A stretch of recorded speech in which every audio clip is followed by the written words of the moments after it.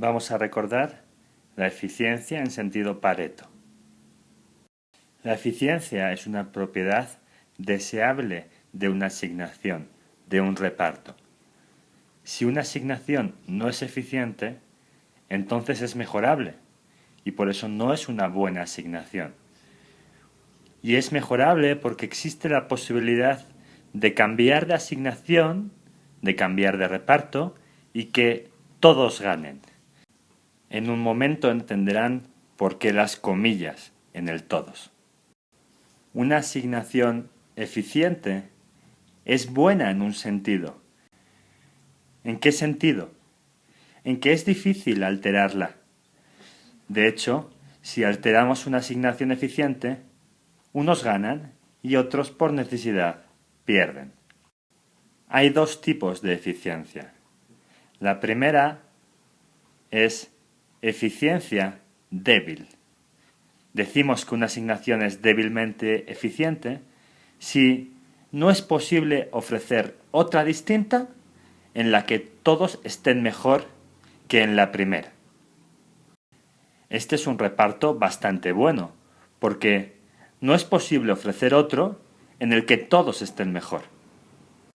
El segundo tipo de eficiencia es la eficiencia fuerte. Decimos que una asignación es fuertemente eficiente si no es posible ofrecer otra en la que alguien pueda mejorar sin perjudicar al resto.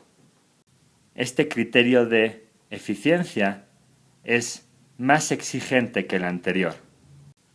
De hecho, si una asignación cumple la eficiencia fuerte, como no existe ninguna en la que alguien pueda mejorar sin perjudicar a nadie más, entonces también es cierto que cumple la eficiencia débil, porque no puede existir una asignación en la que todos mejoren. Sin embargo, no es cierto que si cumple la eficiencia débil, vaya a cumplir también la eficiencia fuerte. El que con respecto a una asignación no exista otra en la cual todos mejoren, no significa que no exista otra en la que puede mejorar uno y el resto se mantenga igual. Veamos unos ejemplos. En esta caja de Edgeworth hemos expresado unas preferencias del primer individuo sobre bienes complementarios perfectos. La línea puntiaguda relaciona aquellas cestas de consumo en las cuales el individuo consume el bien 1 y el bien 2 en la proporción exacta que desea, y con las líneas azules hemos expresado las preferencias del individuo 2. Como son rectas que mantienen la misma pendiente, expresan preferencias sobre bienes sustitutivos perfectos.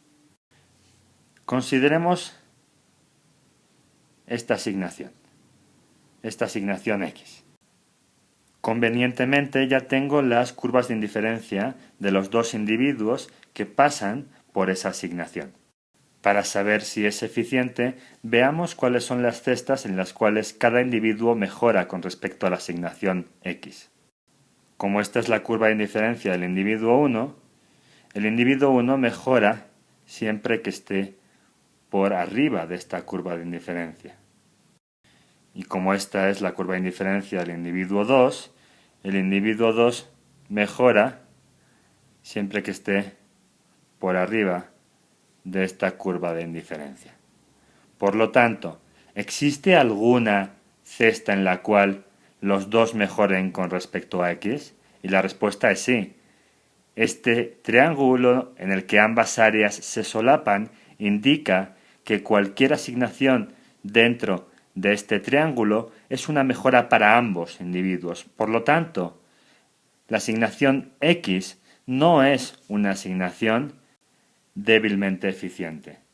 Y como no es débilmente eficiente, tampoco puede ser fuertemente eficiente. Este mismo argumento se puede construir para cualquier asignación del interior de la caja y cualquiera que esté en esta frontera. Es decir, todos excepto los que están en esta relación de consumo óptimo en exacta proporción para el individuo 1 y este tramo de aquí. Veamos lo que ocurre en este tramo superior y para eso tomaremos una asignación, por ejemplo esta, y, para la cual ya convenientemente tengo dibujadas las dos curvas de indiferencia para los dos individuos que pasan por sus cestas respectivas. Veamos dónde mejora el individuo 1 con respecto a esta cesta Y. Como esta es la curva de indiferencia del individuo 1 que pasa por esta cesta, entonces para que mejore debe estar por encima de esta curva de indiferencia. Para el individuo 2, como esta es la curva de indiferencia que pasa por el punto Y, ha de estar por encima de esta curva de indiferencia para mejorar. Fíjense que el punto Y es débilmente eficiente,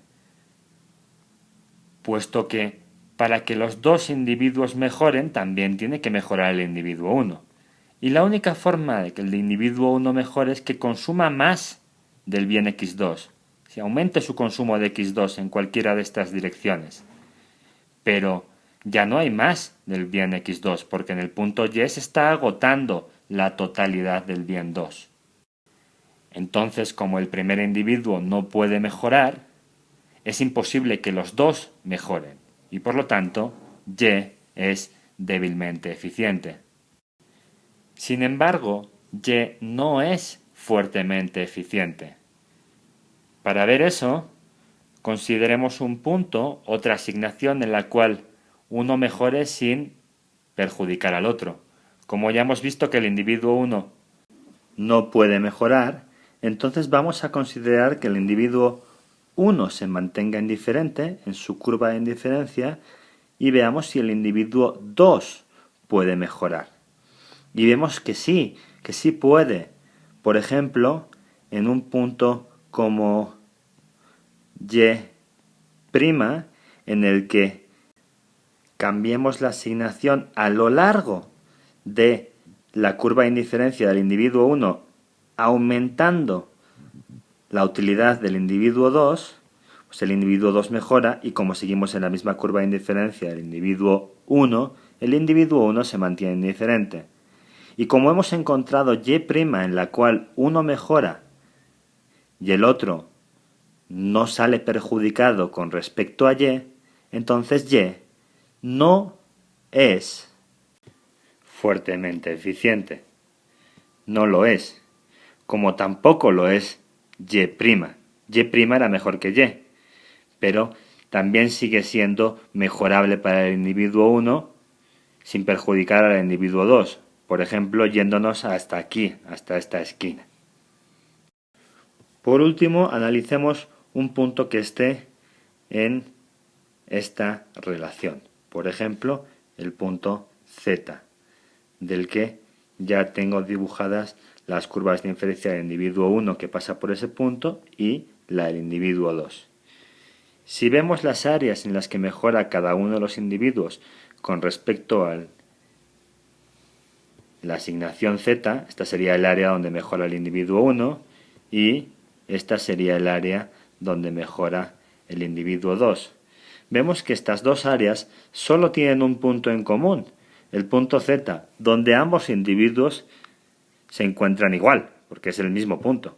Entonces, concluimos que es imposible que uno de los individuos mejore sin perjudicar al otro, y por lo tanto el punto Z, la asignación Z, es débil y fuertemente eficiente.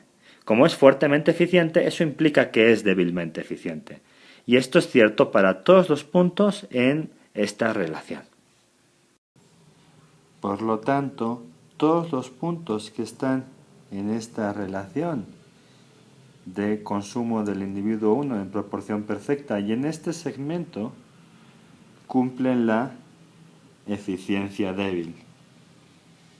Como los que están en este segmento no cumplen la eficiencia fuerte, pero ya hemos visto que los que están aquí sí, entonces Solo los que están aquí, en esta relación de consumo perfecta en la proporción del individuo 1, cumplen la eficiencia fuerte.